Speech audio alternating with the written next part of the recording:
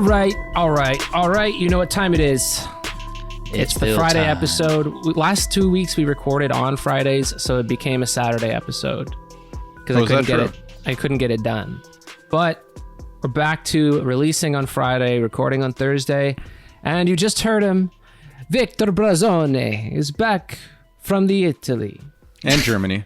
That was and it's funny that you said it with that accent, because for the first time in my life, I got to hear someone say my last name properly, which was nice. Getting into the hotel room. Well, it was this big, this wedding was happening at this like crazy like castle near Assisi, which is of course where St. Francis is from, the famous St. Francis of Assisi. Yeah. And I walk up and immediately the counterwoman, she's like, oh, room whatever. And she's like, oh, room for Mr. Victor Bruzzone. And I was like, oh, that's satisfying to have someone actually say it properly. But that was my Mario accent, but I guess it's a tz. Yeah, it's like Bruzzone. Bruzzone. Yeah, that was how I heard it. It happened a couple times. And it's what's funny too is there's like two other people at that wedding who have Italian last names. And I was like, oh, did you guys get to that experience where they said it? And both of them were like, no. In fact, one of them, his name's Elijah DeGangi. And he said that the person instead was like, oh, a room for Eli, like pronouncing Eli wrong. It was just like Eli. So it was, for some reason they just saw my last name and said it, but not the other people with Italian last names. But it was my first time in Europe, so it was a very profound experience for that reason. And I always find things whenever I go to a different country. I mean, even though it was my first time in Italy, it's just like the minor differences that I like. Like I would say now, being in Italy for that amount of time, I would say I'm fully converted to bidets. I don't know how you guys feel about bidets. Oh, I have one here. Do you really? What? Yeah, I had to especially install it, but yeah, I love them. You have like a Tushy or whatever it's called? Yeah, I have one of those. The lap of luxury. Commercial ones, yeah. I can't believe how it's so much more civilized. Like we are beasts over here, honestly, the fact. And if you think about it this way too, I think this is like kind of a common argument, but I like it. It's like, if you got poo on your elbow, like, would you just wipe it off with paper and not put soap on it? Like, no, of course not. You would clean it up immediately with soap. And it's like, why are we just walking around with dirty assholes all day? Like, it just makes no fucking sense. And we are savages over here. It's so true. I know. Like, I lived in places that have the shower handle that has the rope, and you can kind of do the bidet function with that, but having one is so. Now I don't have one, so we had to buy one. It's so much better. It's like a water fountain for your butthole. And it's a bit like in Italy, like every single place I was in had it. It's like an essential part of the bathroom. It would be like not having a sink there. Like you have to have a bidet in every single bathroom. I was surprised. Civilized birthplace, one of the birthplaces of Western civilization. They didn't have it in France or Spain. No, they don't have it in every. Spain has to have it. Really, they didn't have it in Spain. Never seen one. I've never used one in my life. I didn't. So Here's the embarrassing thing. It's like I literally. Okay, so the reason I started using it was because I was like, the toilet paper here fucking sucks, and my ass is getting raw and painful. And my girlfriend was just like, look, there's a fucking bidet. Like, use it. And I had to Google how to use it because I had no fucking idea how they work. Oh yeah, they're so key, and they totally save so much toilet life. paper too. Save so much toilet paper. It's fire. Just feel clean, a little spring in your step after. And then it's funny. I noticed then in Germany, they don't have bidets, but they still have the same shitty toilet paper. Like I don't know what it is about Europe, but they have like shit toilet paper there. So I will say like. At least in my limited experience, like North America, it seems like just has much softer, better toilet paper. Unless everywhere I went was just cheapskates. But I even went to like my aunt's house in Germany, and she's a doctor, so like I assume she's buying like high quality toilet paper, and it still fucking sucks. So I imagine it's like a resource disparity thing. We've got the forests here, and we've got the they live in a forestry economy. Yeah, we got the kitten brand and the bear brand and all that stuff. That's a good point. Like kind of the like logistics, the supply chain for toilet paper is probably a lot better and cheaper here than it is in Europe. Maybe it's because they're at war with Russia. Toilet paper exports. Lumber shortage. They're dwindling. Maybe, maybe everything in there is like smaller scale too, right? It's like the fridges are smaller, the washing machines are all like oh yeah, the washing machines high are tiny. Efficiency. No one has a dryer either. Like everyone just hangs up their laundry. It's so weird. I was like, even people with money, it's like a tiny little washer, and then they're hanging up everything. Yeah, like out the window or something with those like those pulley systems. Yeah, or they just have a room full of those like big, clothes horses that like have like, that those things that fold out where you can hang your clothes. Yeah.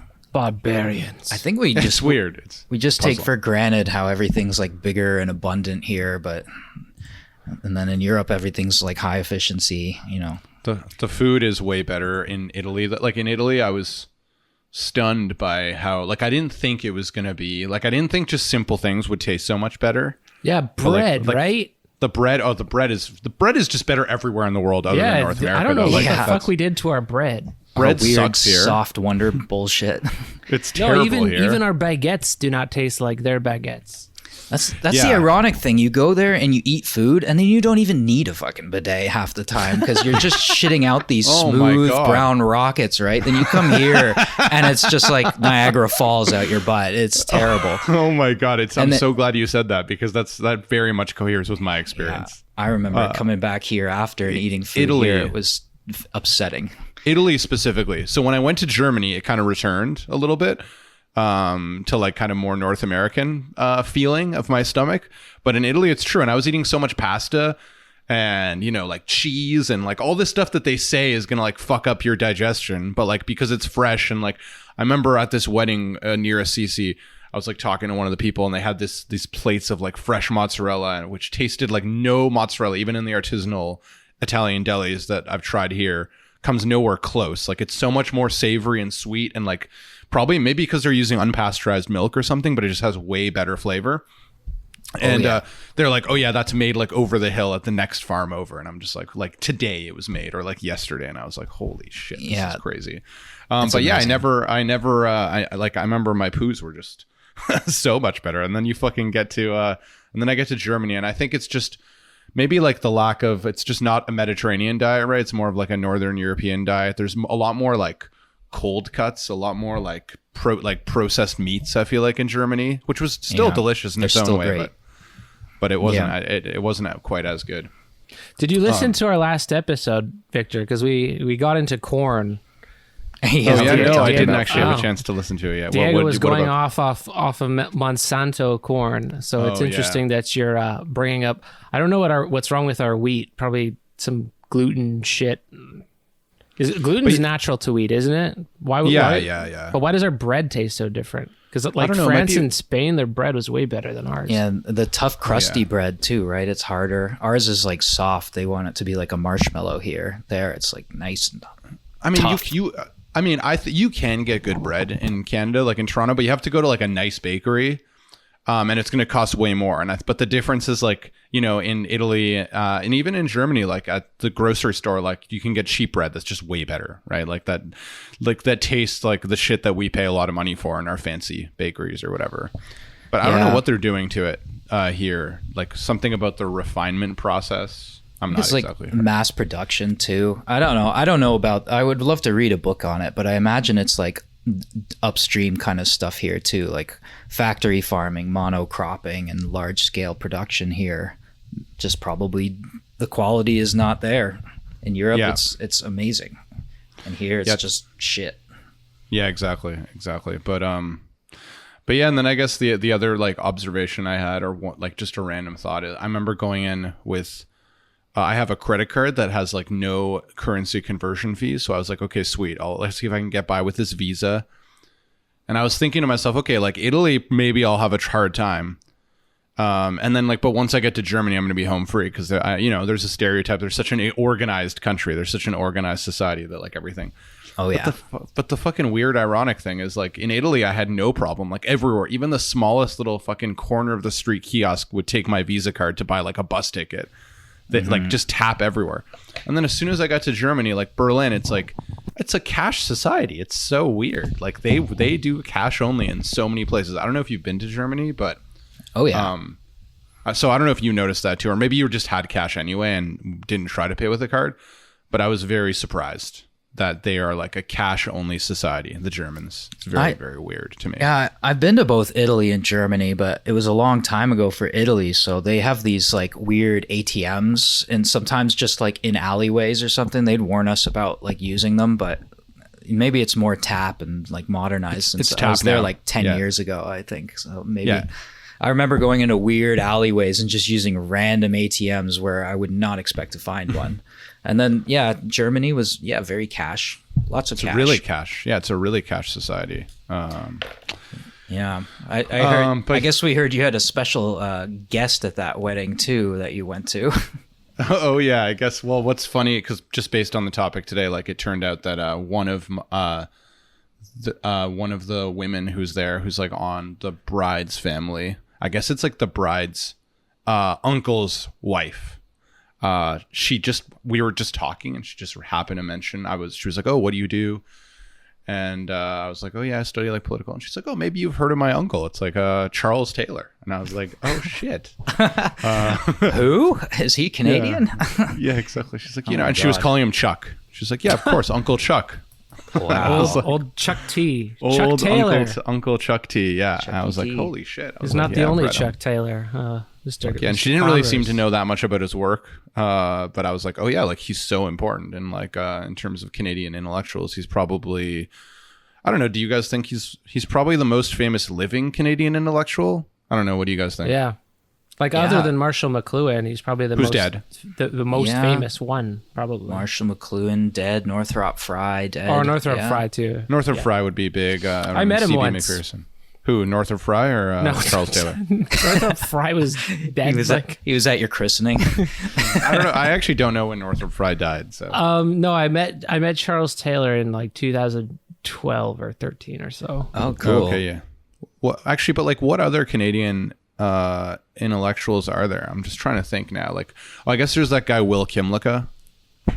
He's kind of famous. Brian Masumi is a big Deleuzian from Montreal or Quebec somewhere, I think. And Charles Taylor is from Montreal. Montreal, also right? Quebecer. Yeah, he was running he was trying to make the NDP big. He ran against even ran on his third time. He ran against Pierre Trudeau and lost. Yeah, we almost had a philosopher king. Yeah. Yeah. But he did teach. Okay, this is kind of inside baseball, so I'm sorry to the listeners. We're gonna cover this week and probably next week as well, because it's there's a lot to cover, and we'll give you the links. But inside baseball, he also taught one of the really important people on the Canadian social democratic left. Kind of, I guess he's kind of like our Bernie Sanders. Would be the only equivalent. He was a celebrity NDPer, which is our Social Democrat Party. Oh yeah. And he died. All the good ones die, and all the fucking vampires just live until they're 98 years old.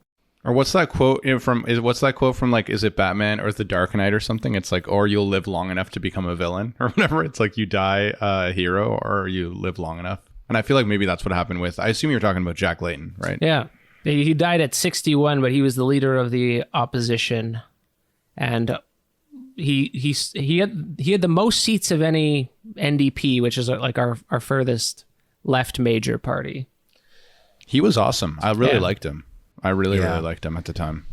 Yeah, I've watched some of his old debate talk videos. Yeah, he's really on point. Really but he was a student of Charles Taylor, and Charles Taylor was kind of his intellectual hero. So who is also a social democrat lib, but of libs, the best lib position. And we're going to talk about that. Yeah. I mean, if you're more of a hardcore labor person, you might accuse Layton of detaching the NDP from its labor roots and making it into more of a liberal party, but just the left-leaning liberals. But that's insider stuff. Yeah. I think what was good about him was he managed. I mean, yes, that's probably true. But politically, he had just had this break. Like, well, you were mentioning that Charles Taylor was trying to run in Quebec, and I think what made so in a way, Jack Layton did exactly what Charles Taylor was trying to do. Charles Taylor was trying to make the NDP a force in Quebec, and the reason Jack Layton won so many seats was because he had a huge breakthrough in Quebec. and he won like almost all the seats there randomly. It was like, well, it wasn't random. I think it's because he went on liberal financing scandal. Yeah, exactly. They were funneling money and shit. And he did a really good job on, like, I forget what it's called, but there's some really famous talk show in Quebec where like all the politicians go, and he just had a very good showing on there, and everyone was like, yeah, fuck, I'd vote for that guy in Quebec. Anyway, because this is a patron episode, I was thinking this might be a good opportunity to get a little bit more personal with why we, the three of us, believe what we believe, because this particularly, I think, has the potential to really bring out our political beliefs and sharpen them and criticize them and find out actually the things that we disagree on, which is why I thought, hey, this would be a good thing to spend 2 weeks on. It's also a very short book, and if you don't like the book, he recites it on our national radio program, the Massey Lectures on CBC. Famous lecture series that they have every year. They have like a Massey lecture. For those of you that aren't Canadian, and like it's always a big deal to be the one who's chosen to give the inaugural Massey lecture. Yeah, they have some badass contributors. Inaugural is not the right word there, right? It's annual. I think I meant to say annual, not inaugural. It is yearly. Yeah, they're still running, but if you go back through the archives, there's some pretty famous folks in there. Even from elsewhere too, like Claude Lévi-Strauss is in there one year. Yep. Northrop Frye did it. Frye's like the second year. Yeah, there's lots of them. McPherson, another big political science guy. Yep, from my department, which, at the time when he was alive, I think Alan Bloom was also in my department. So it was like Alan Bloom and C.B. McPherson in the same department, and they both apparently fucking hated each other, and they would like fight for the graduate students. Wait, Alan Bloom was at U of T at one point? Yeah, he taught in the Department of Political Science. That's how it became so Straussian for a while. Was it because visiting? He was there for 10 years. Like visiting? Oh, I thought he was there for 10 years. U of Chicago his whole time. He went to U of Chicago after University of Toronto. Oh, that's why Taylor brings him up in these lectures and has a few things to say about his point of view. That's interesting. They're both pretty Hegelian, but this is the social democrat version of Hegel, whereas Alan Bloom is paving the way, at least, for the right-wing reading of Hegel. At least, not paving the way, that's incorrect. He inherited the right-wing reading of Hegel. Definitely like implicitly Hegelian in Taylor's case, if we're going to say that, because he doesn't really bring it up at all.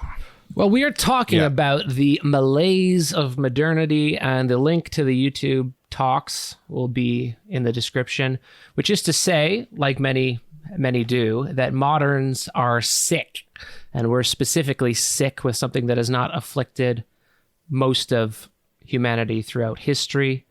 And the answer to our sickness can be found in ideas, in the great books. And I really want to set the stage that this is he's quite thoroughly Hegelian, despite in this lecture series never bringing up Hegel once, as far as I recall. But in terms of Hegel's dialectic of recognition, that comes through very clearly. I think he also speaks very much with a sense of Geist, like the age has a spirit, and the age with its spirit has its particular problems. So he's really multivalenced in the way that he addresses modernity. There's really no easy answers, but he does believe that us as selves, we have very specific problems as a result of modernity. And he interweaves this if you read his other stuff. This one's very much more a public lecture, so it's meant to be understood by a broad audience, not necessarily a philosophical audience, but he interweaves it with the history of ideas throughout his many books. It's digestible, but there are some difficult points in there. But but you were saying something interesting too. You have a personal kind of connection with Taylor besides having met him once. You were thinking about doing a project on him back in your master's, and your own personal belief system was altered around that time. Yeah, my master's. What do you call it when you have to submit your program of study? Proposal? Something like that. It's whatever you say to get into grad school. And I was going to be writing on the concept of laïcité, which is secularism, through Charles Taylor, the secular age, and Gadamer, the student of Heidegger. But I abandoned that relatively quickly. Yeah, and went for Derrida after that. Yeah, it was first Heidegger and then Derrida. Did you guys? So I recognized this immediately, obviously knowing it before. But did you guys read this Malaise of Modernity as sort of a? And again, I should establish this for the listeners. When we say Christian, it doesn't necessarily have anything to do with Christian dogma at all, but it's more of a Christian historiography, I would call it. So despite never mentioning anything about Jesus or the church, it really has a even the concept of malaise, like the sickness unto death that is caused by modernity. I read it very much as like a Christian Hegelian text. I was wondering if you guys picked up that or if it was something separate for you. Well, I think I think what strikes me as somewhat Christian about it is like a really strong concern with like the sources of meaning and it basically trying to find a source of meaning in like a very robust way that is, that's in some ways like verifiable, even though he complicates that picture a little bit and tries to talk about but he's trying to save basically modernity from relativism in a kind of Christian way, it seems like, but not in the way like a more conservative answer, because like I think he kind of puts himself in distinction from people like Bloom, although Bloom's not a Christian, so I'm not trying to suggest he's trying to bring a Christian story, but like I think he's a Christian. Bloom, like in this historiographical sense. Oh, I see what you're saying. Yeah, okay. Yeah, but so I do. So in that sense, I do see it as so I agree that it's theological in the sense that it's trying to locate like I guess objective means for locating like things that support meaning structures. All right, now let's start today in the last minutes of today's talk by looking in more detail at this kind of individualism and at what I've been calling the debased or trivialized forms. First of all, what do I mean by that? Well, a whole host of things, but I want to pick out two very important strands in this. The first is the way in which this kind of modern individualism of self-fulfillment takes, as I've just mentioned, the form of a kind of facile relativism, a disbelief, in a sense, in moral standards that can cut across individuals and that one can use to criticize somebody's life. So let's call that the relativist direction. And the second feature of it, I'll call for short atomism, the way in which this kind of individualism very often tends to loosen people's sense of identity and allegiance to any larger community. I need a word there, community is perhaps not quite the right one, but I need a word general enough to cover all kinds of interpersonal knittings together, from families on one level to whole societies on the other.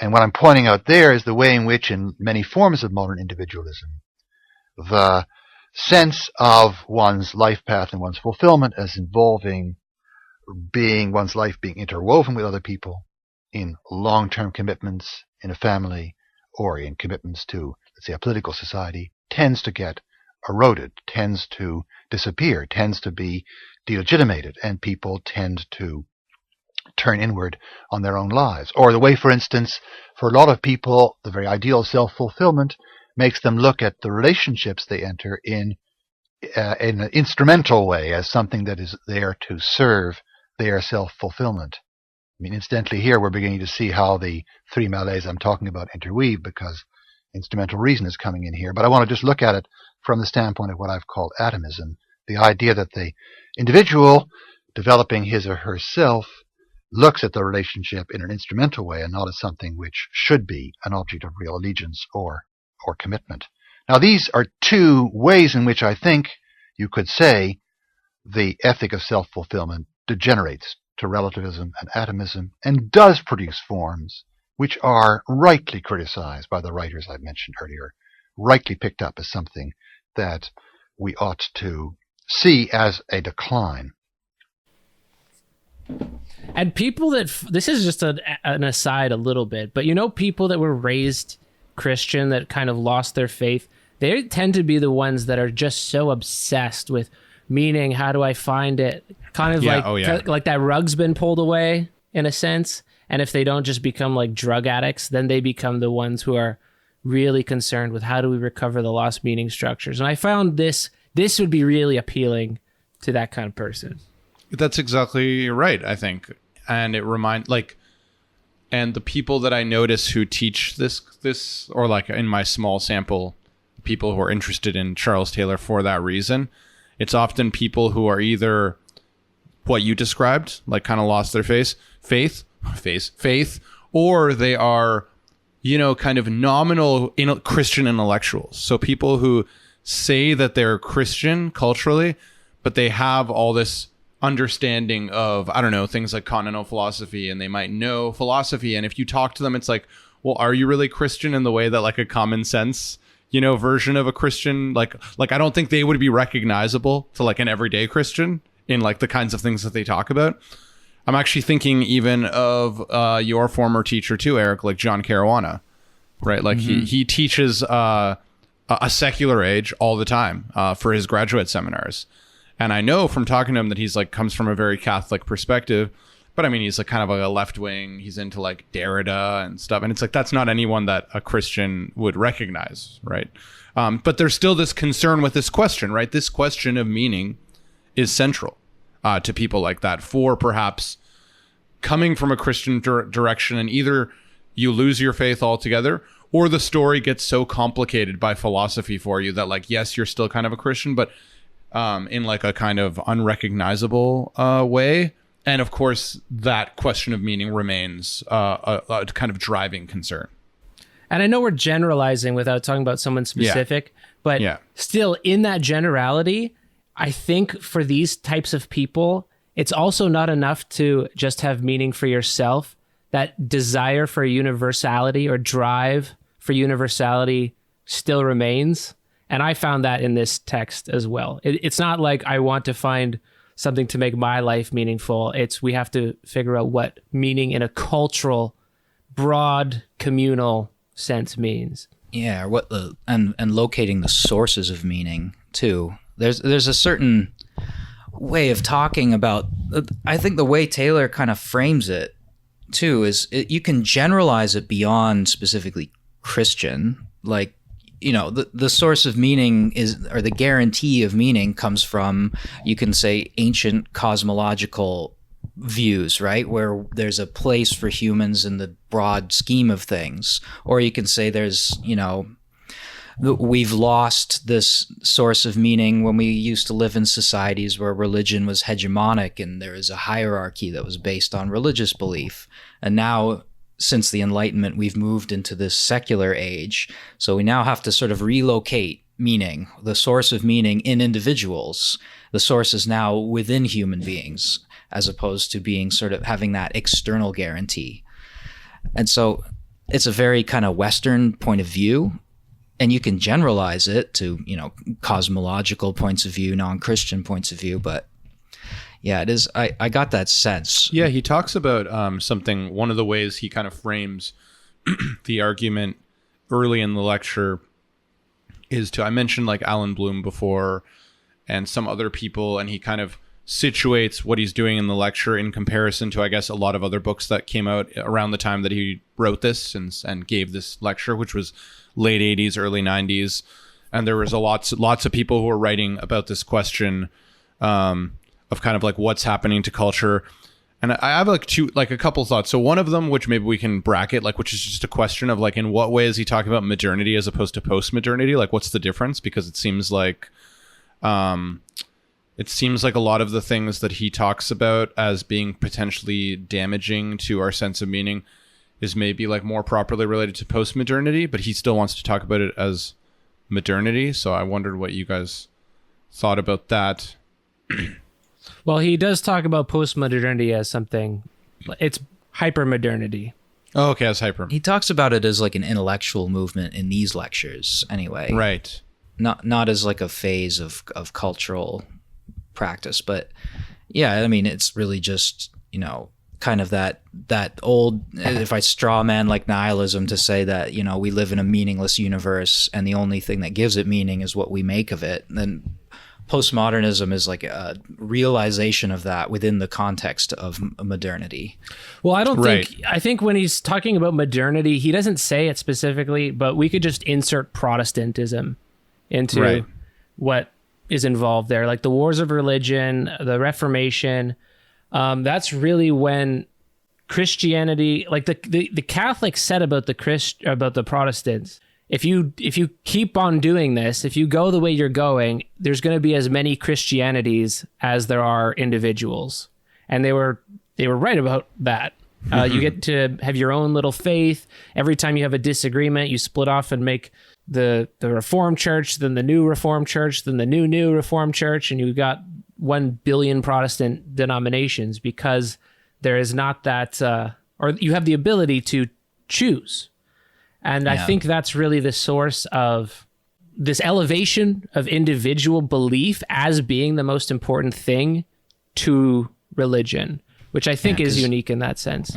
Because now you're getting a personal relationship with God, and you don't need this like Catholic Church apparatus to mediate between you and your faith. You just have this personal reading-based literate relationship as opposed to going to mass and getting your fix that way. And was this guy he raised Catholic? I think I remember hearing that. I think so. I think he might even still be a Catholic, like self-identify in a way as a Catholic, but also maybe worth bringing up what he calls the culture of authenticity, right? As being kind of the name he uses to talk about the age we find ourselves in, kind of like a fixation related to what you both were just saying. That you can find your like true authentic self, and that's something for you to choose, on your own. And I guess that would be related to, the Christian Reformation too. It's like, if you can find a version of Christianity that makes more sense to you, then you go ahead and do it. And it's kind of a turning your back on a central kind of guarantor or authorizer of meaning, that you have to figure it out for yourself, and you have to figure out your own authentic. Yeah. Luther said it was the priesthood of all believers, so everyone is literally their own priest. Right, exactly. So, and this is similar, and I think Taylor mentions these other figures, right? That observations that people like Alan Bloom make in The Closing of the American Mind. He also talks about Christopher Lasch, who's a pretty interesting figure that I've been reading a little bit about lately, who's this kind of historian who isn't actually conservative when you look into him, but he just wrote all these books that, like, right now, for some reason, all these conservative intellectuals love. He wrote a book called The Culture of Narcissism, which is kind of making a similar, if not maybe more, catastrophic argument about it. But yeah, this sort of sense that now everyone just worries about themselves, and if everyone's the guarantor of their own values, then somehow it's going to lead to this malaise, and the malaise is a spiritual sickness where people choose to watch the Kardashians instead of reading fucking Rousseau or de Tocqueville or something. and I always wonder when these kinds of arguments come up, I mean, to what extent was it even true that there was a time when people were less interested in frivolous things? I think it's just always been the case that the majority of people don't really care about these, whatever you'd call high culture, as problematic as that term is. Like, I don't think that that's changed that much. I don't really feel the malaise myself. I was also going to mention that earlier. I was going to say this too, because the people that I interact with mostly in a week, like in person, not just you, like when it's not you guys, I guess, because I see you guys every week. But the people that I interact with most, they're not, either they or their parents are immigrants. They're not Christian. They're not white.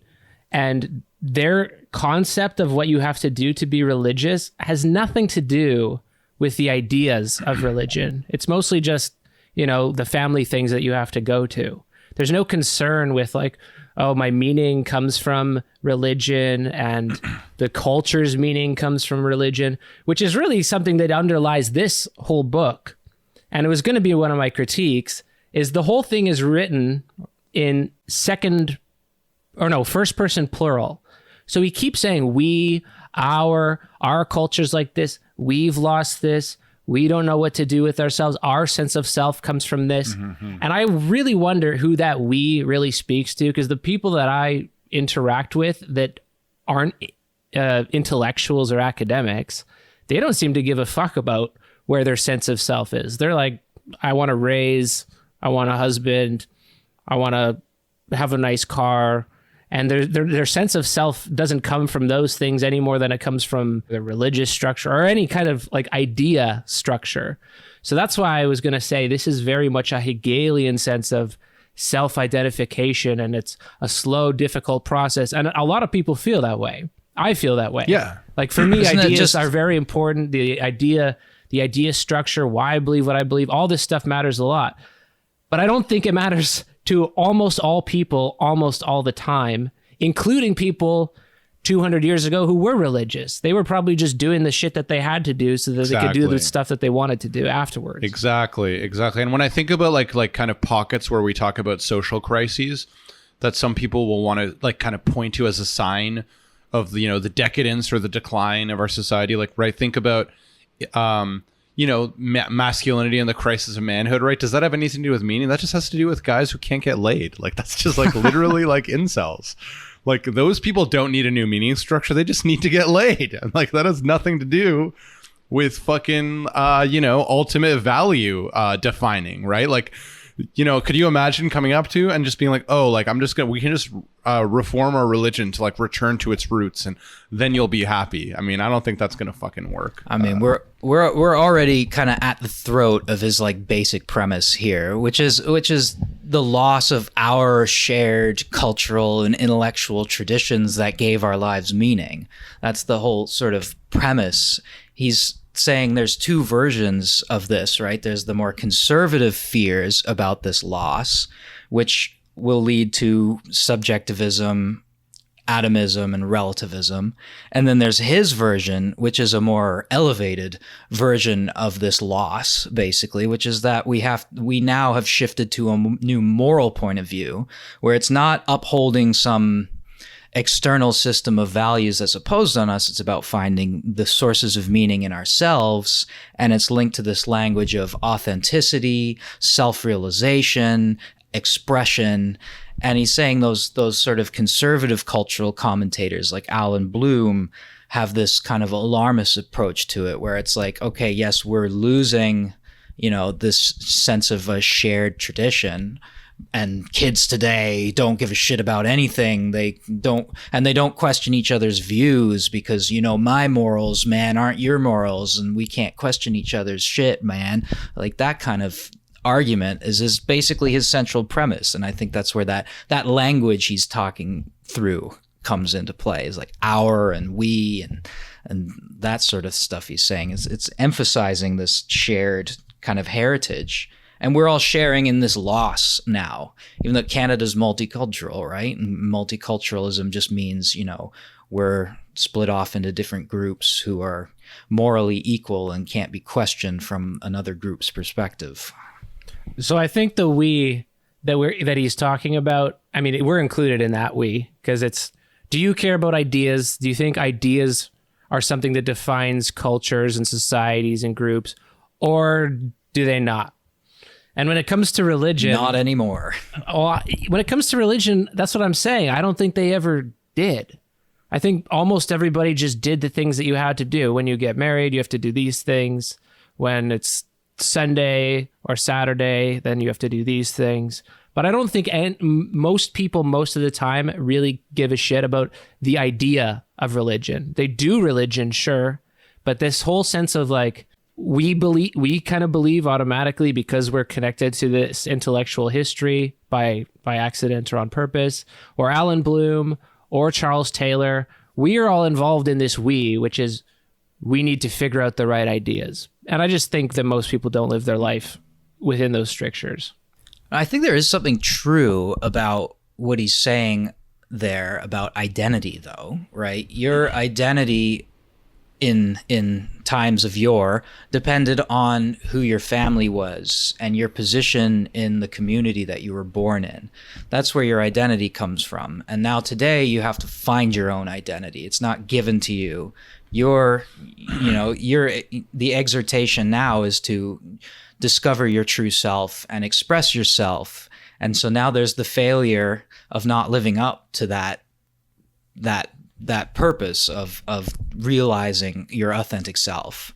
In days gone by, your identity would be simply following from who your father was, or what your profession is, or if you're the local priest or the village idiot or whatever, right? That would be your identity. You inherit the village idiot from your father? Yeah. I would be the village idiot. And now we have to choose. It doesn't matter who you're related to. It doesn't matter what kinds of relationships you're born into. You get to decide who you are. And the conservative idea is like, well, that's going to lead to kind of moral relativism.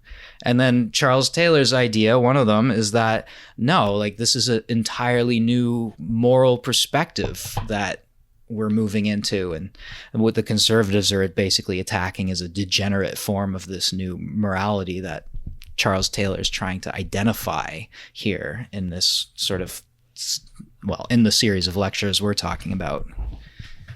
Yeah, that's a good point. I mean, I think he does say that's, I think you put your thumb on exactly where he's kind of disagreeing with a lot of those other points of view that want to say it's like entirely the loss of something, and he's like, no, it's actually like its own kind of moral system. It has content, right? Yeah, what was that beach view? He quoted Arnold, and he said that view from the beach. Dover Beach, yeah. The Dover Beach poem, right? Where we had this like fullness of morality, and now the wave is receding and it's leaving sort of just nothing behind. And we just have this, we're just left with this sense of loss.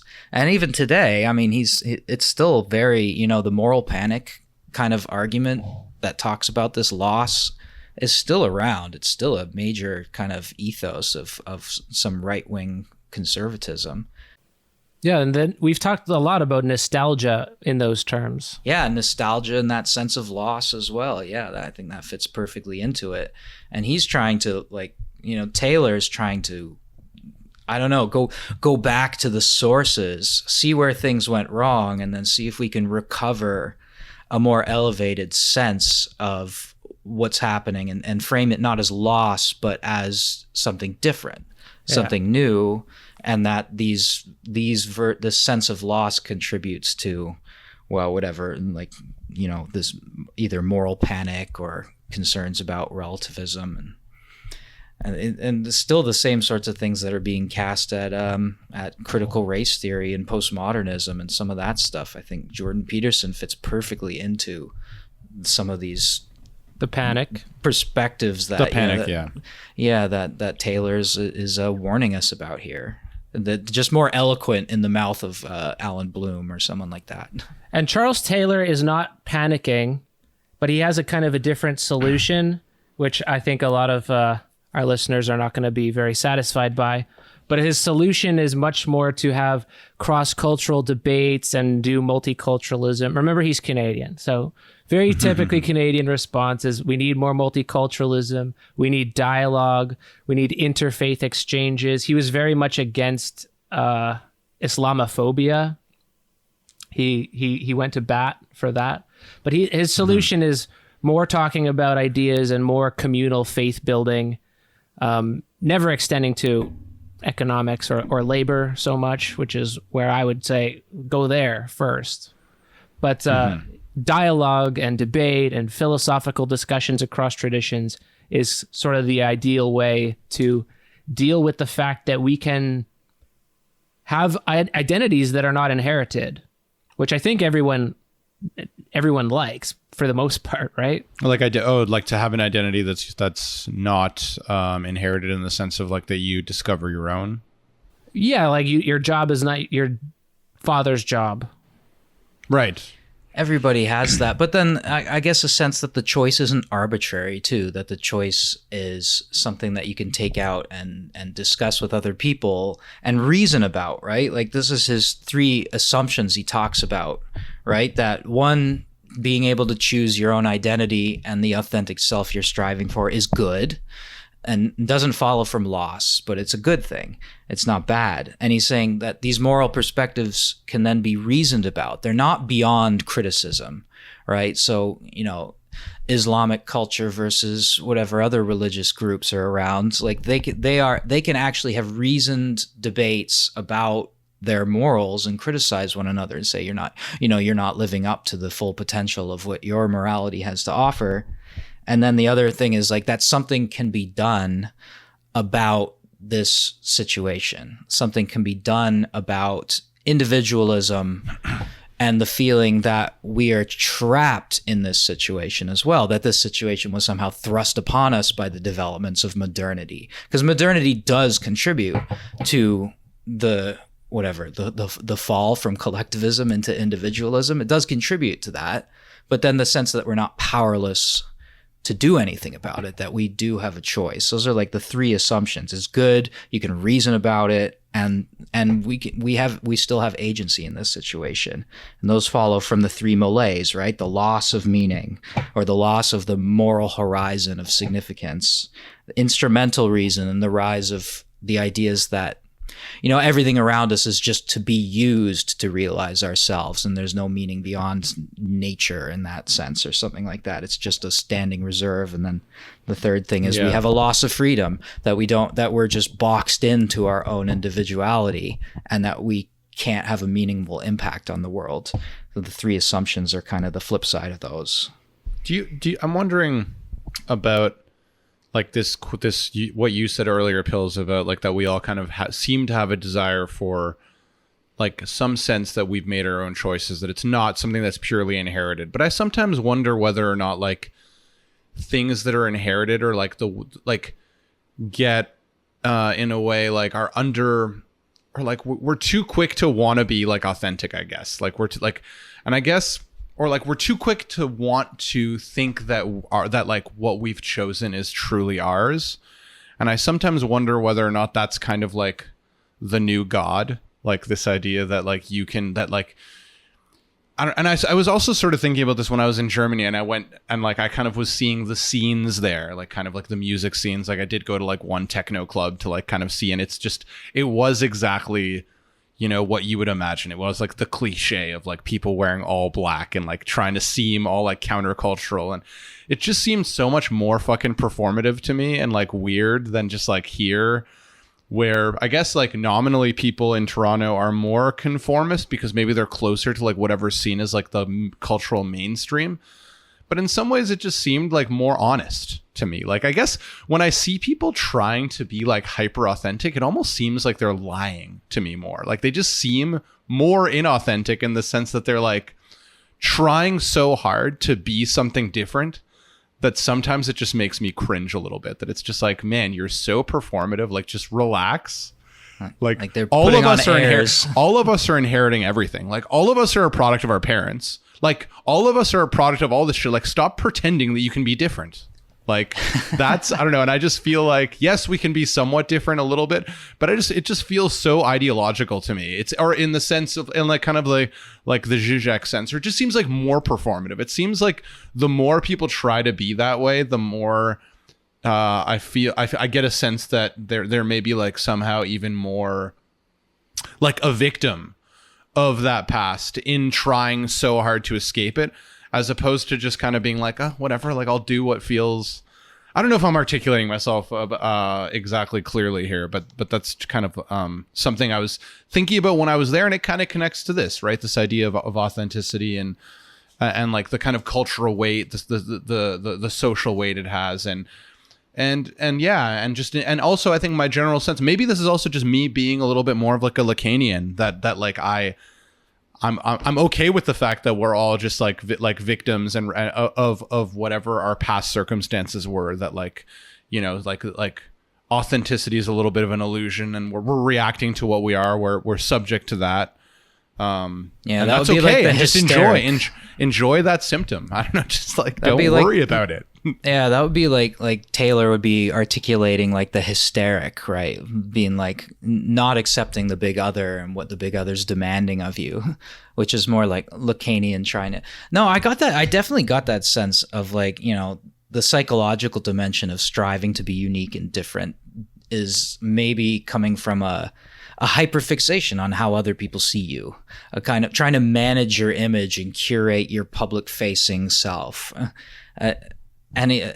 Even today with social media, that seems like such a relevant thing still, is that, yeah, the language of authenticity that Charles Taylor's using in this was really kind of irksome to me for that reason as well. But like, I mean, he was really trying to argue against diminishing authenticity and trivializing it. Maybe we'll have to pull out the book to find the actual reference, because I think we disagree. I have it open, actually. Could you find what he says about authenticity? Because I think, like, you know, what makes modernity different from whatever was prior is that you are condemned to freedom, in the sense that before, the three most important decisions of your life are where you live, what's your job, and who you marry.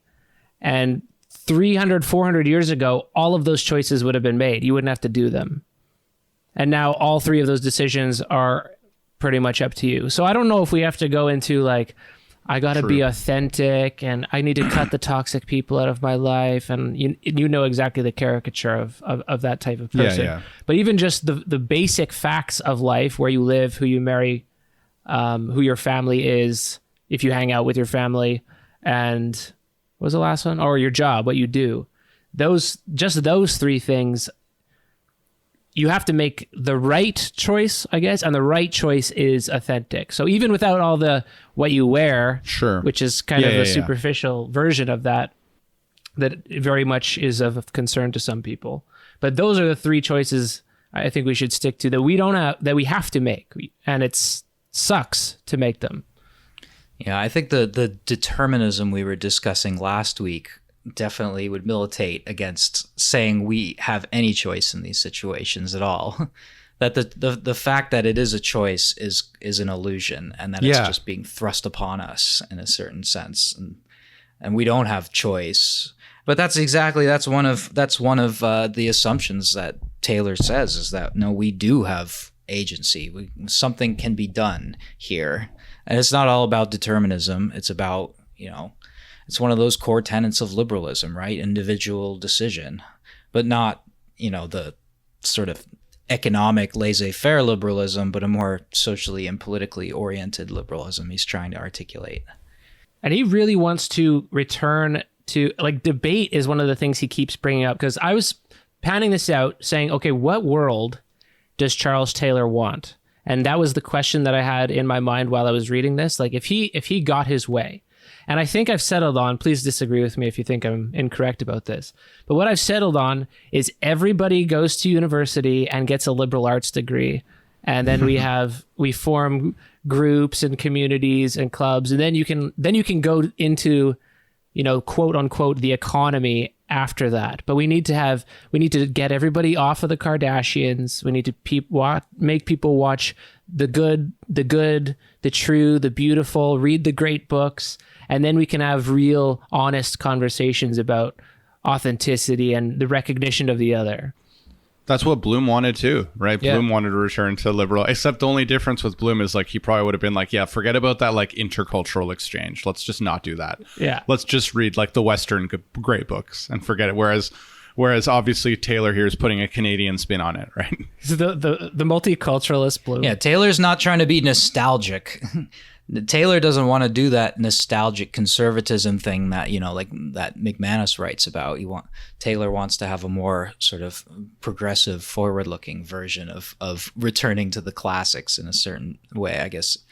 I don't know, maybe he would put it that way.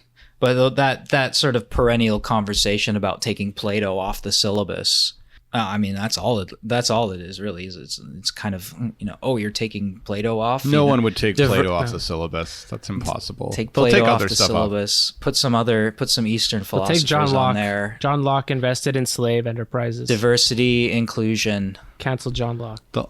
The ones who seem to get removed from the syllabi are usually people like it's like Kant, at least in political theory, will get cut. Or like because he was sexist, right? No, they don't have a reason for it. I think this is actually very much just like traditional political theorists who I think just don't like reading Kant. So they're like any excuse to get rid of him. At least in my department. I don't know if you learned this in your schools, but here's when I was taught ideology, like in the most vivid recollection I have of it, was they taught us in about grade 5, or as the Americans would say, 5th grade. In about 5th grade, they taught us the Americans view their culture as a melting pot, but Canada is not a melting pot. Canada is a cultural mosaic where we appreciate each other's differences. Yeah, I've learned that too. Yeah, I've learned that too. Because America is the melting pot. You have to dedicate yourselves to American values, conform. I mean, there's so many nuances to put on that. Though, of course. It's such a different experience for everybody to become an American. And I imagine it's the same for a Canadian too. But his outcome. One of the things he brings up in the last lecture, one of these practical things, is that he gives the example of a small group of people tied to the land, generally like indigenous people out west, opposing logging. And then the view of that is there's this minority group that is trying to oppose some kind of economic venture that's going to be for the benefit of more of the majority.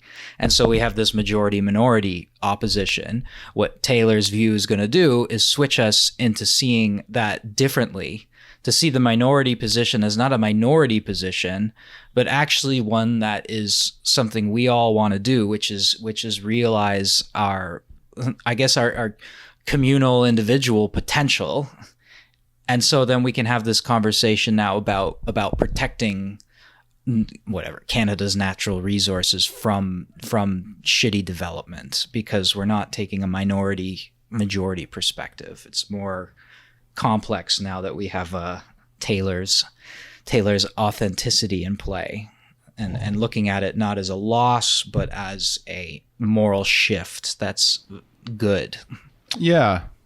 I was wondering also, I wanted to go back to something that Pills said about what Charles Taylor's solution is. And I mean, one thing we haven't talked that much about, and maybe it could be a focus of like the next episode, because maybe it's too big of a topic, but kind of like the idea of recognition, because it seems like that's central for Taylor. I know, and I remember reading his other stuff where he seems to be kind of one of those kind of like left liberal theorists of Hegelian recognition. And like, I don't know for sure if that means that it's not that, because I guess based on that idea of recognition alone, it's not clear to me that it's really just that he's privileging the university as like an education thing as much as he is a kind of exchange between people. Because I think his prescription for like more dialogue, more conversation, I'm not sure if it's like he means that in a strictly academic sense, right? Like, I think he might just mean it in a kind of like Hegelian recognitional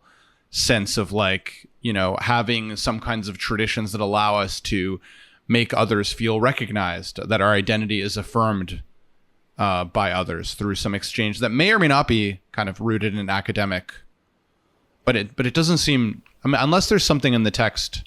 No, I don't. Where he does I don't think it's like university-based academics, but it's more the good. You said liberal arts education. The good life is to liberally educate yourself.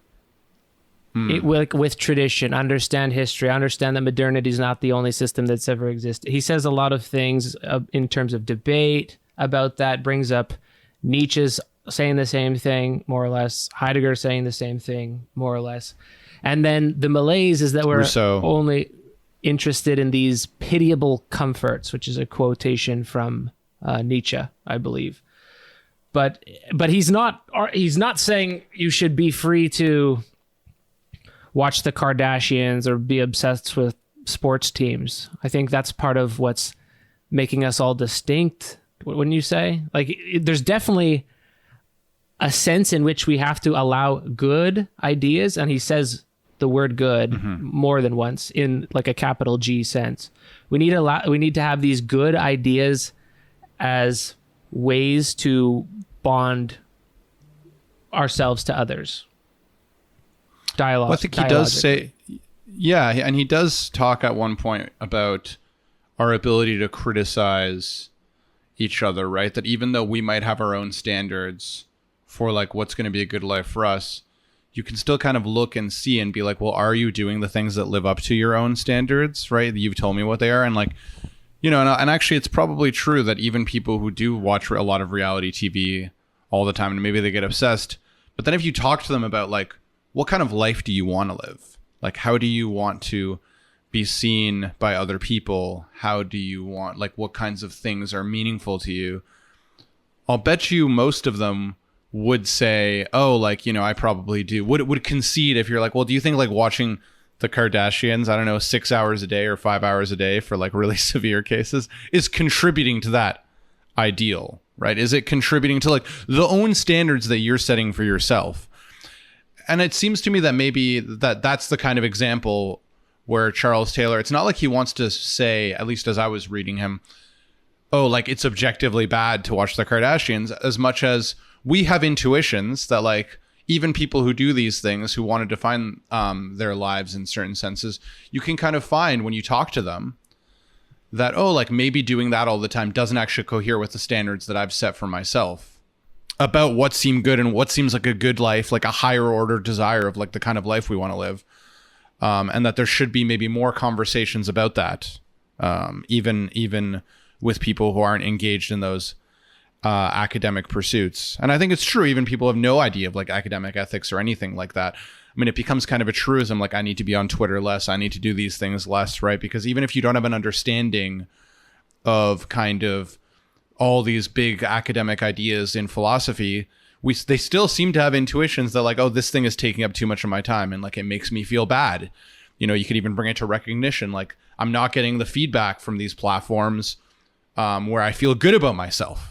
Right. In fact, they make me feel bad about myself sometimes. I want to know what he says, though, to the people who say, you know what, you've given me this picture. You know, I prefer not to. You've given me your vision of the good life, and I will prefer to do my own thing and not be in dialogue and debate with you about this.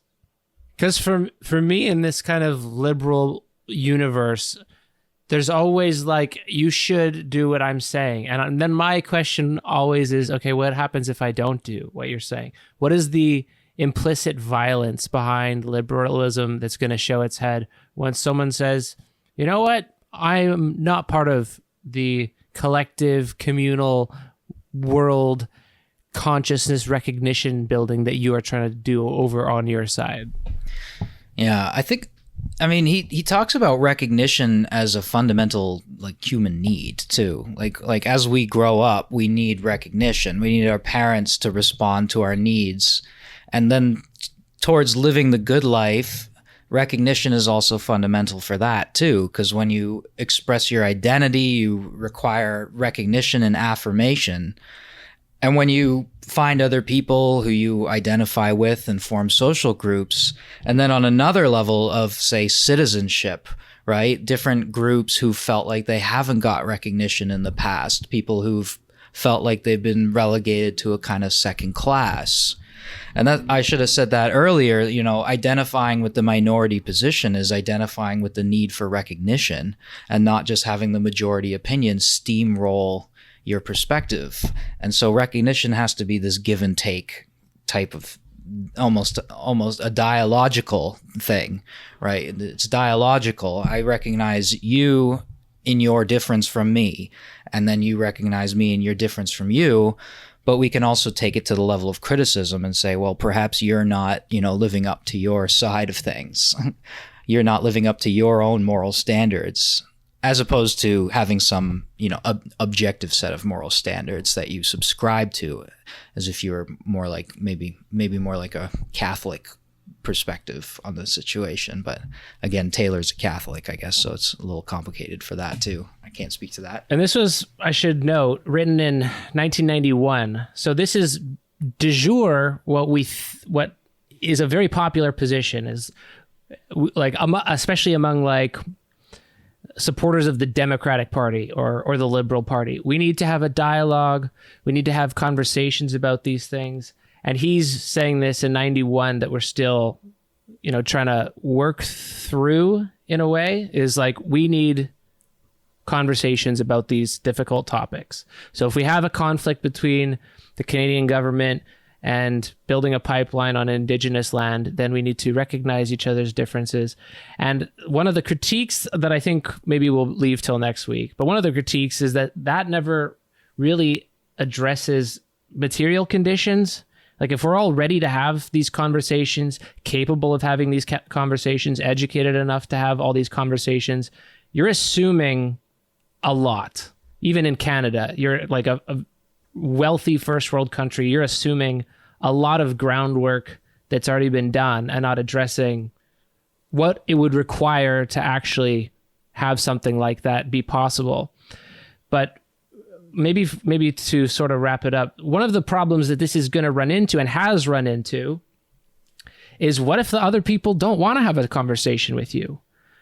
What if the other people think that you are a lizard demon trying to undermine the university and take it over and kill Jesus and make your children gay? How are you going to have a reasonable back and forth with those people? We've run into this exact problem multiple times with, we got liberal multiculturalism, sounds good on paper, but if you try to walk out of your front door, or if you try to walk out of the Massey lecture where everyone in the audience believes exactly the same things you do, this is a very upper crust audience, then what do you do with your recognition, Mr. Christian Hegel? You contain them, wait for them to die, and give their children a liberal arts education.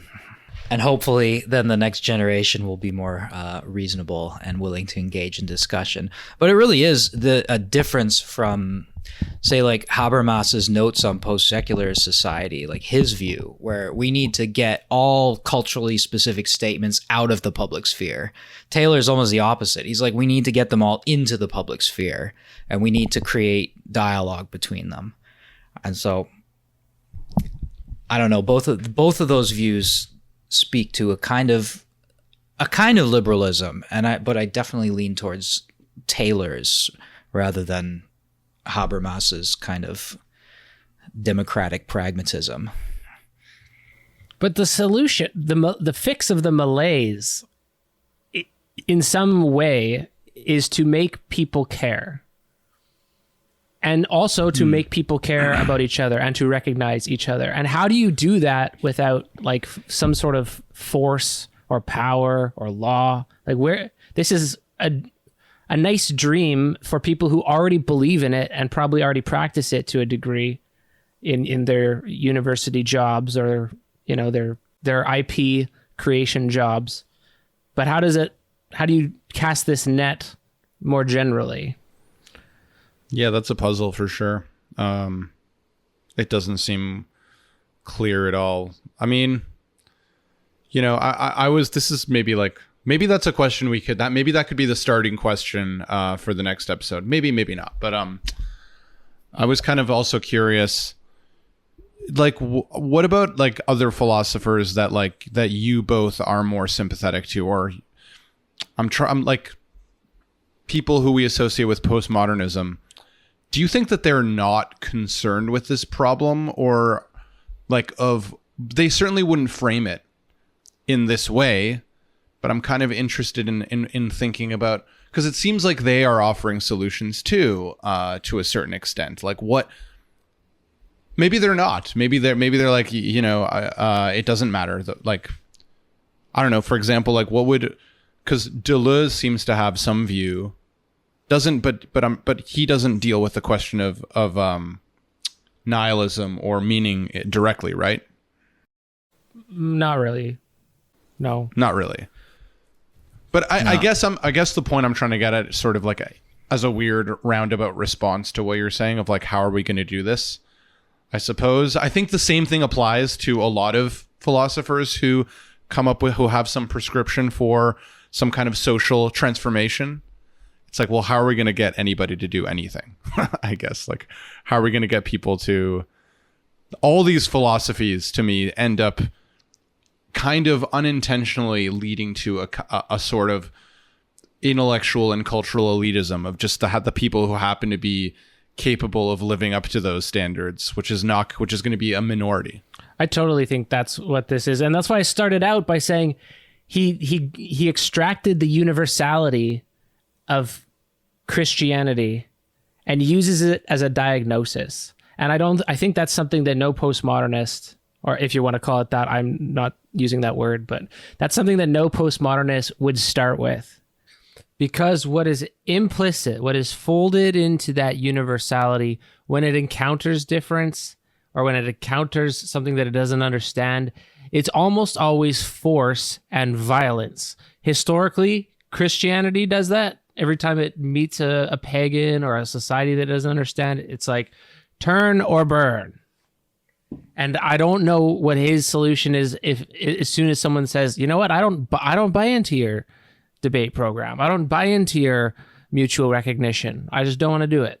And the contradiction is precisely that as soon as you compel someone to be liberal who is being anti-liberal, then you are no longer a liberal. So you have to betray these axioms in which the entire moral universe turns in order to make people do what you want them to do. But we should do deconstruction, or we should do, I don't know, like that's, I mean, I know that that's never the way it's framed, right? Like people should do deconstruction or something like that, but I guess that seems incredibly, those things seem incredibly difficult, if not more difficult than just like, I don't know, having more recognitional, thinking more recognitionally, I suppose. I guess it seems like intellectually simpler. I think, and therefore easier.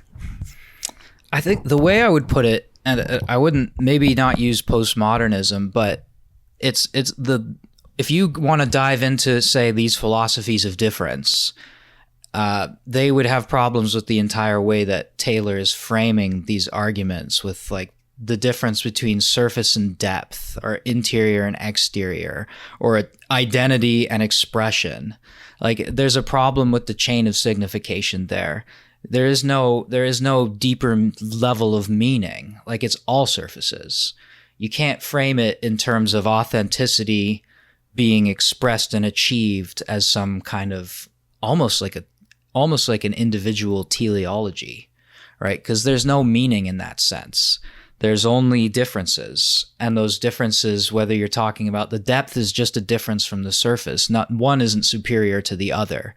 It's not like, we got to get past some kind of superficial sense of identity and get to the deeper, real stuff underneath it. I think if you dive into the philosophies of difference that came about in France in the second half of the 20th century, there would be framing problems. There would be ideological problems with Taylor's argument for them anyway. I'm not saying that I'm jumping on board with that, but that would be how I would maybe broach it anyway. Well, you find it even in the way he writes, like the analogies that he uses. They're very, since you brought up Deleuze, they're very arborescent. Like, we have this rich history of arboreal religion. thinking. We got I think he calls the roots of the liberalism in Rousseau, where, the voice that you listen to is no longer the voice of God. It's now the voice of yourself or your own mind. And all of those voices will cohere and will find some agreement in a general sense of will that is guiding us around. So the tree analogies are throughout. But I think it also describes what he thinks, like there is a universalist, multicultural solution to this. And that's kind of why my question is, what do you do with the people that just hate you? No, that's true. That's true. Pills, you don't accept your transcendental signifier. Don't accept your master signifier of individualist authenticity. You've said in the past, Pills, about like that you think the location of politics for you is like, I guess, like kind of art or like artistic expression or like creativity. But of course, I don't think you've ever expressed this as some kind of like universal solution, right? You've just talked about it as like being for you. But I guess the only thing I would say is like that seems just as hard, if not harder, than this standard of like recognition. It's like no one's really going to be an artist except for like a few, like you know, that's, or like to actually like channel or like find something they want to be creative about. Like all this shit is like impossible for most people to do. I think his point there was to that since the Romantic phase, like Herder, right? Expression of self became understood in terms of artistic creation. Creativity, as opposed to, say, like a Platonic view where contemplation is the ideal life. In the Romantic period, and very much what we've inherited, is the idea of the individual creative who's expressing themselves. And he's saying that that becomes a model of morality for us today. It's transformed into the moral horizon, which is, I mean, even like Burnout Society kind of popped into my head for a second too, right? It's the imperative to go out and create, go out and achieve, go out and do. And I haven't fully fleshed out a kind of a Chulhanian response to it, but that's where that did flash across my mind. That's I would prefer not to. Yeah, or the Zizek Bartleby thing, right? Yeah, it's like no, I don't want to do this. Like the imperative to form dialogues is definitely not something we should just take for granted. But Taylor kind of is, as is part of his solution and our shifting our views. That's something. Whether it's trying to be multicultural, recognitional, attentive to the source of recognition, or like being this creative person who like has all the, is able to channel their energy towards expressive. It's like, well, one thing, like, I don't think many people can do that, but I think one thing that maybe a lot of people can do is like not do, right? So like, I would prefer not to, just like not do stuff. And like, maybe that's something that is like a realistic, which is again, maybe comes back to the economics question that goes unignored here, right? Yeah, like, I hope you're not saying that I think everyone should be an artist. No, I don't. I said that explicitly. I said that you were never expressed that as a solution for everything, but I know that you saw it. Well, we were. I forget when we were talking, but it was a long time ago. I don't actually think that you think that. Although, again, from my secondhand hearing of Deleuze, sometimes it sounds like Deleuze kind of fetishizes a kind of creativity, a creative energy, which. Again, we need to create the new, because what we have is going to end with our end. There is no new. I think that's just a myth. Well, remains to be seen. Nothing new under the sun. Wait, I had a point on this. No, my politics outside of everyone should be an artist is everyone should have the dignity to be an artist. And to have dignity means that you have means. Exactly, so that you don't have to do if you don't want to, right? Yes, and that's something. Everyone should have the means to do something, and most people do not have the means to do anything, except their shitty wage slave labor. God, I will say one cool thing about Berlin is like it's cheap as hell, and there's so many like artists or whatever living there because like it's pretty cheap to live there. Rent is cheap in Berlin? Yeah. It's really hard to find an apartment, so that's a problem. Is it controlled? I think it's really controlled. Like my friend has this like beautiful like 2-bedroom apartment in like this neighborhood called Charlottenburg, which is not downtown, but it's still like a very busy area, like right by transit. And it's like huge, probably like two and a half times the size of mine. And I think he's paying about €1,200, which is like, I don't know, $1,400 or $1,500. How many bed? 2 bedrooms, huge. Holy fuck! Huge place, like beautiful. That's living authentically. Move the podcast to and Berlin. Man, it's everything. Like everything is so cheap. I also gotta say, I'm sorry, I'm like segueing back into like me talking about Europe, but I just love like I kept thinking about Americans calling themselves the land of the free. and just like how free everything is in Berlin. Fucking you can like drink everywhere. It's like no one cares. Corner stores there become de facto bars. They set up tables because you can just drink outside of them. So like most corner stores have like tables set up because you can drink anywhere, right? There's no laws about drinking in weird places. So like if you're a corner store, you can just like have people drinking there, and that you can pay the corner store like, you know, €1 for half a liter of beer and just like chill there. But you're not free to shoot people that you have arguments That's true. with. You're not free to shoot, but you're free to drink and smoke everywhere, which I hated, by the way. You can smoke in bars there too. That was fucking annoying. But yeah, you can smoke everywhere. You can drink everywhere. I also love how like the bars, when you get a beer, a lot of them will take a deposit because you can take the beer and leave, but they would rather keep the bottles. So like when you come back, they'll give you like 50-cent euros back so that they can accumulate all of them. Anyway, I don't know how we got onto that, but I feel for you completely. I actually feel a little bit depressed when I come back here after a Euro trip. It's because of all, and then it's not just the diarrhea and the lack of bidets to clean my butt. I think after we're done recording, I'm going to buy a bidet. You should. Yeah, you should buy a tushy. Not that I need it. Not that I need it, of course. What do you mean need it? If we all need it, why are we all walking around with dirty assholes? It's absurd. I don't want the listener to be sitting there picturing my asshole, which is immaculate. It's bleached. Don't ask why. Everyone poops and has dirty assals. I can tell you, I've had a clean butt for so long now. I'm all. You don't even remember what it's like, eh? To end on another fantasy, maybe this is what we'll pick up. And patrons, you're listening to this, please comment as soon as you can so that we can plan our next episode around those comments. We're going to probably we kind of dealt with the first half, and then I think moved a little bit too quickly into critique. So maybe next time we'll try to give it more of a hearing, because the sense of malaise, at least around half of the people that I hang out with, it's true. It's real.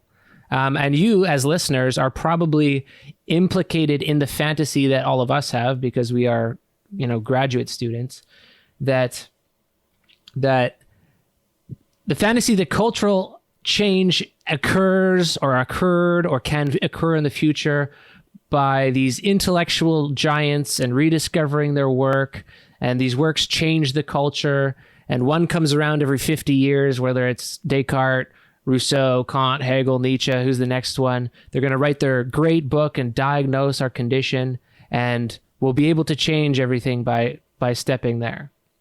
Now, if I don't think that's possible, but maybe it could be, So this is a bad understanding of history, I think, because he's taking out all the important things that led to those thinkers existing. Like, you can't do a history of ideas without bringing up, I don't know, the wars of religion, the First World War, Reformation, Locke, the Reformation, Rousseau. Like the spread of capitalism to every corner of the globe. And Tocqueville, he made some pretty good use of Tocqueville. Yeah, he did. I'm actually kind of inspired to check out what he's all about. Yeah. But then who causes what? Stuff. Like the rise, he keeps talking about the rise of individualism. Like, is that a material cause? Is that just because people liked the idea? Do ideas trickle down? Is there trickle down ideas? Ideation. Yeah, the old liberal arts, when it was defined in opposition to the mechanical arts, and it included math and logic, freeing your mind from worldly tasks. That probably contributed. Plus Renaissance individualism, not painting people with real features. Mm-hmm. That's at the beginning. He said it's circular, right? Individualism leads to industrialism, which leads to a reinforcing of individualism, which leads to then, in the mass media situation, we have all of our individual desires reflected back in our faces constantly. We got to break out of the cycle somehow. I didn't find that he had a cyclical view of time, though, if that's what you're saying. Like a circular rather than a linear causal, like it's not a causal relationship. Yeah, it's not that like individualism caused or was caused by modernity in any simple way. There's a kind of a circular reciprocal interaction, maybe. Yeah, something like that. There's no chicken or egg kind of argument to be made there. There is a very epochal narrative of history that I think a lot of historians might disagree with too, that we have this age defined by this, the next age comes in, it's defined by this, the next age, should it arrive, will be defined by this. But I mean, in general, it's just, this would be great if it worked, Chuck. I agree. It would be nice. It would be nice if the world was like this. Yes, I agree, Chuck. I know. Just clean your butts, listener. That's all. That's all you need to do. Clean your butts. Yeah. Just clean your butts with water and soap. And look at the book or look at his Stanford Encyclopedia page. Tell us what to do next, because we're going to do part 2. And there's a lot more in there. I think we want to start with less of a critical bent, because we can't just read everything being like, all right, how do we incorporate this? Yeah, but presumably he could have incorporated it if he had gotten elected instead of decided to become a philosopher in 1963. And I really did like it. I would rather be arguing against Taylorites than I would arguing against fucking YouTube cretins like Ben Shapiro. Matt seems pretty much a Charles Taylorian. Yeah, I think he kind of is, maybe. Wouldn't be unhappy if that was like the baseline form of liberalism, but I teach business students and I see a little bit of lack of consideration there. Victor, how do you compare your liberalism to this version? I think I used to be more interested in the politics of recognition. There was like a period of time when I was doing my master's in philosophy where I liked Taylor and I liked people like Honneth, who I think maybe we covered like a long time ago, about like what he talks about recognition a lot as kind of like an undergirding for solving questions of justice, that like you need to look to like a kind of Hegelian recognition. There's a part of me that's somewhat sympathetic to it, but I think I'm probably like I'm more concerned with economics now than I was then. Yeah, like this is his version of politics, his vision of politics, which is, pretty. Nothing wrong with that. But there's nothing about power in there. There's no assumption of power. There's no like disequilibrium of power. There's no concentrations of power. It's like the dialogue will fix power problems, which maybe in 1991 that was more reasonable to think, but certainly it's not a reasonable position to separate power from politics, in my view. It's definitely like a changing your mind and the material conditions will follow kind of argument. There's isn't good full breadth to the kind of deterministic. I mean, I don't know, something he does bring up, but he really doesn't do the iron cage, its full justice, and the Marxist point of view. Yep, sounds like something we can cover next time. Looks like Zizek just released a new op-ed. Oh, did he? What's it on? Called "Women, Life, Freedom, and the Left." Yeah, sounds like an L. He's been taking some L's lately on his foray onto the outskirts of identity politics. Yeah. Anyway, I gotta read that. All right. See you guys. See you patrons next week. More of the same. Leave your questions. And if you are one of these, what do you call it?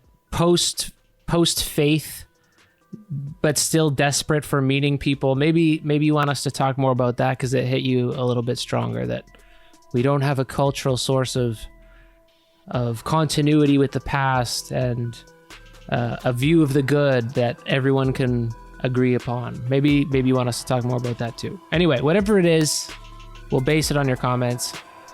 We got at least half of the book left to read, so. All right, see you guys. Peace. Bye-bye.